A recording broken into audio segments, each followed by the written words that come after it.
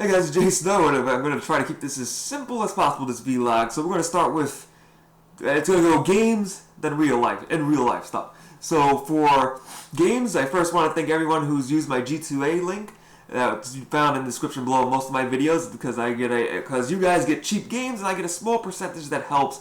And it ends up, I actually didn't check that link for a long time. And then when I checked the link, I was like, wow, look at all these guys and girls buying all these games. You know, they're getting cheap games. And I'm getting a small percentage, so it's like a win-win for both of us. So it's just awesome to see the support through the referral link. I guess technically in my email, I didn't see it for a while, so that's how I missed it. I was like, how the hell did I miss so many? It's like there's a bunch of purchases over the last couple of months, and I'm like, how did I miss all this stuff? But you know, it's just cool for the sports. I like to thank everyone who supported that link. And now let's go on to the games. Of course, the games. So, as far as the games, let's keep it simple. So for Yu-Gi-Oh, if you did see my latest Yu-Gi-Oh video, I basically just explained that Yu-Gi-Oh is kind of counterproductive at the moment for my channel because right now it's hard times, so to say. So Yu-Gi-Oh, it's harder for me to keep up with the meta because I'm more interested in Hearthstone right now. So there are a ton of great Yu-Gi-Oh channels already out there that do a good job on their videos, and I love watching those videos as much as I love playing the game. But my love of the game of Yu-Gi-Oh, I can't really get onto YouTube as much as I really want to because my game channel is, you know, mostly a gaming channel. We play the PC games here and other stuff. So I explained it better in the Yu-Gi-Oh video itself, but I mean, Yu-Gi-Oh is just kind of on the back burner for now. Next game is Warlords. So the pre-patch 6.0.2 comes out next week on Tuesday, so that would be the second, what is this, October 12th, so October 14th, I think it was October 14th, I'm not exactly, it was 14th or 16th, I'm pretty sure it was 14th, but basically, the pre-patch comes out, and basically what that does for anybody who doesn't keep up with WoW, or just started WoW, is take the Warlords of Draenor expansion, pretty much almost everything in expansion, except for the Land of Warlords itself and the portal, comes in that patch. So it's a huge patch. All those data changes, stat changes, pretty much all the stat changes and all the new UI features come in that patch. So it's a huge patch on Tuesday. Or a huge game changer, because now it gives us time before Warlords, or us WoW players I should say, some time to play around with the new mechanics before the actual Warlords of Draenor comes out. And there's also a pre-event which shows for World of Warcraft the Dark Horde, or whatever I'll call them, the Iron Horde basically makes landfall in Azeroth, and we the players have to push them back just so we can get access to the Dark Portal again. It sounds so confusing. It's even confusing me as a WoW player. It's just like, we just went through the Dark Portal, but it makes sense within the contents of the game. It's still slightly confusing, but basically the pre-patch is what we WoW players have been waiting for about 8 months, so I'm super excited. As far as Warlords itself, I'm trying to get more videos out of Warlords of Draenor, because I did get into the beta, but there's just so much new stuff. And what I did today was a 5-man heroic run of the Everbloom, which is an instance in Warlords of Draenor. And that was absolutely fun. I did not get to do the first boss, but our group did the last 3 bosses, or what was it, last 2? Last 3 bosses, and then there was even an extra boss.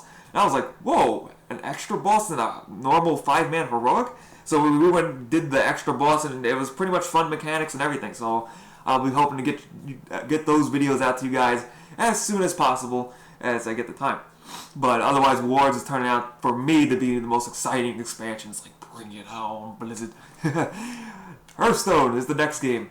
As far as Hearthstone, it's almost the same as Yu-Gi-Oh! Like, I like Hearthstone just because, you know, for me, as a WoW player, it's even more enjoyable to know, you know, oh, I play this card, and it's like, hey, you know, this was from Vanilla or Burning Crusade, and etc. You know, it's just awesome to WoW players to be able to also play Hearthstone. But there is a meta game for it too, and the thing is, I'm not sure if I want to do arenas or do I want to actually hit Legend. So I haven't actually made a Legend attempt yet. I play a couple of ranked games. Sometimes I do good, sometimes I don't. But if you want basically the general consensus, I would think or maybe true, whatever, is you want whatever deck you use in constructed mode has to have a 55% win ratio. Just so basically, you have to win 55% of your games if you want to hit legend. So if your deck is not at least winning, well, technically 51%, but if your deck is at least winning 55% of the games you play, then you gotta make sure your deck wins 55%.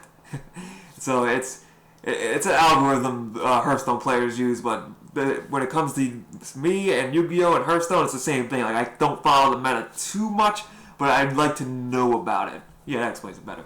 So as far as Hearthstone videos, those will be posted. I'm thinking of doing maybe, because I have a lot of gold to spend on arenas, so I'm thinking of doing maybe more just highlight play arenas instead of doing full arenas. So like whatever were the best plays of that arena run, depending on that deck, unless I go 0-3 and get demolished. We'll see what happens. Nothing's solid, so to say.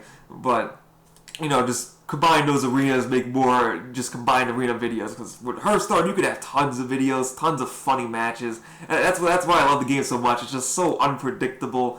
I mean, at times it's predictable, and sometimes you just pull off that crazy combo. Now, for real life stuff, I'm going to try to keep this as brief because, once it's on the internet, everybody knows about it. It's so to say. I have a lot of medical stuff to get done, paperwork, and then just a few routine medical things that I have to get done. So far, it's all good. So for any of my long-time viewers, they probably know more about it than maybe new-time viewers, I should say. But then the newer viewers can always go back into older vlogs. Like, I've only deleted maybe a few vlogs, just to be honest with you guys. I deleted just a few because maybe they were a little too much details. But what do you call it? But I'm basically just getting some checkup scans and stuff, and everything should turn out good. As far as the room itself, if you maybe have noticed from the last vlog, is I actually did revolved the whole room. Like, just took everything and just moved it around. So the room is more optimized, so to say. So I can move around, move the chair around, all that good stuff quicker. So that's nice. And this chair helps with the neck pain that I was having over the week. Because last week I was just having a lot of neck pain.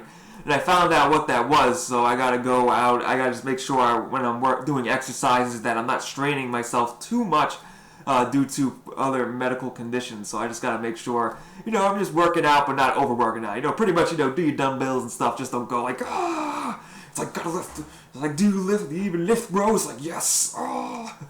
It's like, you can't, I can't go overboard with that. So just gotta balance that out. So otherwise, I guess that's enough rambling about the real life stuff. So I'd like to thank you guys for watching the vlogs, all the videos.